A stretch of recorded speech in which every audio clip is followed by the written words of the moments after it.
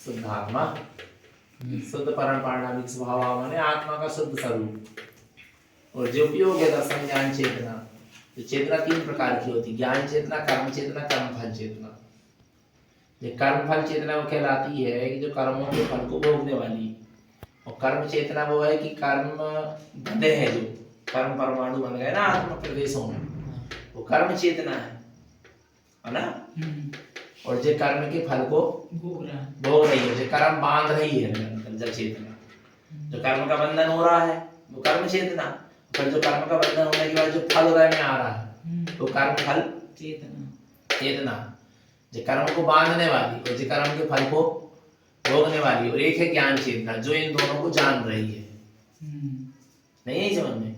ज्ञान चेतना वो कहलाती, ज्ञान चेतना सबके पास है, कर्म चेतना भी है और कर्म फल चेतना भी है।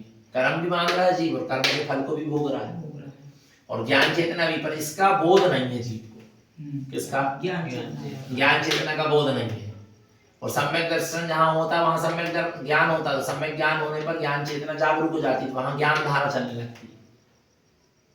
सम्यक दृष्टि पे चलने लगती है, ज्ञान धारा चलने लगती है। तो ज्ञान धारा कब चलने लगती है? जब कर्म चेतना या कर्म फल चेतना जब होती, कर्म का जब बंद होता तो भी ज्ञान चेतना काम करती है कि कर्म भिन्न है मुझसे, या कर्म की धारा जो आई, कर्म की धारा से काम कर रही कर्म चेतना कर्म फल चेतना में, पूर्व उपार्जित कर्मों का फल है।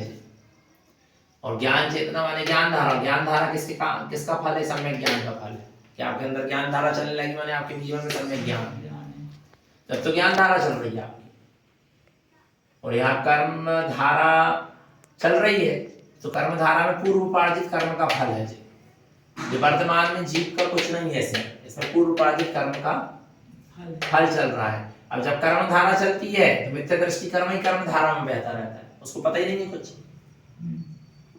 उसको ज्ञान ही नहीं, उसको समझ में नहीं आ रहा ना कुछ, वो तो कर्म धारा में ही जी रहा है मिथ्या दृष्टि। पर सम्यक दृष्टि को कर्म धारा भी चलती है और ज्ञान धारा भी चलती है। और जब ज्ञान धारा चलती है सम्यक दृष्टि को, तो कर्म धारा को भिन्न देखता है, कर्म के बंध को भिन्न देखता है, कर्म के फल को भिन्न देखता है। जो भी कर्म में हो, कर्म के उदय से होने वाले जो भाव रहते हैं उनको भिन्न देखता है। कौन? ज्ञान धारा वाला। आ रहा नहीं? ज्ञान धारा वाला भिन्न देखता है। यहाँ ज्ञान धारा चलने लगती है। और परंतु ज्ञान, जैसे अब कर्म धारा में क्रोध का परिणाम आया, तो ज्ञान धारा में क्षमा का भाव चलेगा। नहीं यही समझ में कि अरे मैं तो क्षमा स्वभावी हूँ, क्यों लगा हूँ मैं पर में, है क्या? नहीं है, क्यों पर में जा रहा हूँ। जो भाव आएंगे तो कौन सी भाव कहला जाएंगे? जो वो भाव कहला जाएंगे। सम्यक ज्ञान की धारा चलने लगी ना, क्षमा भाव चलने लगा। अरे यहाँ पर राग का परिणाम आया कर्म की धारा में, तो यहाँ ज्ञान क्या करे, मैं तो वीतराग स्वभाव वाला हूँ। किसका कौन स्वभाव वाला हूँ? वीतराग स्वभाव वाला हूँ। क्यों मैं राग के भाव में लगा हूँ, क्यों मोह के भाव में लगा हूँ, क्यों कसायों के भाव में लगा हूँ। ऐसे जो संबोधन चल रहा, प्रतिक्रमण चल रहा, प्रायश्चित चल रहा है, भेद विज्ञान चल रहा है, ये सब चीजें इसमें काम करेगी ज्ञान धारा। ज्ञान धारा में बहुत सारी चीज काम करेगी। ज्ञान धारा में भेद विज्ञान काम करेगा सबसे पहले,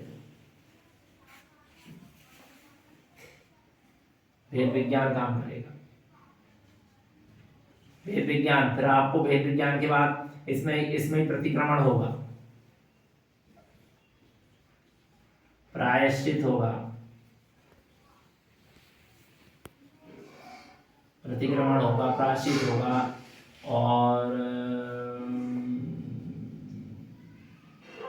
जितनी भी चीजें चलेंगी,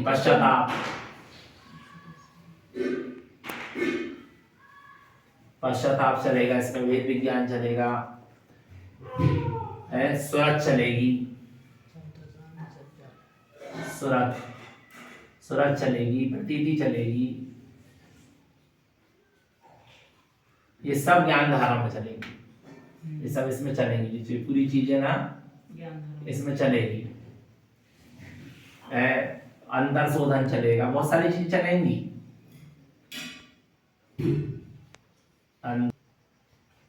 समता, ये सब काम करेंगी इधर, है ना। क्षमा, ये सब ज्ञान धारा के अंतर्गत चले जाएंगी। जो जितनी भी चीजें हैं ना आदि, ये सब चीज है, परंतु यहाँ बुद्धि काम करेगी। यहाँ ज्ञान धारा में बुद्धि काम करेगी ना, बुद्धि काम कर देती है कई बार, ज्ञान धारा में बुद्धि काम कर देगी, तो साधक की साधना आगे नहीं बढ़ पाएगी, जागृत कर देगी। कैसे पता चले बुद्धि काम कर रही है? बताएंगे ना।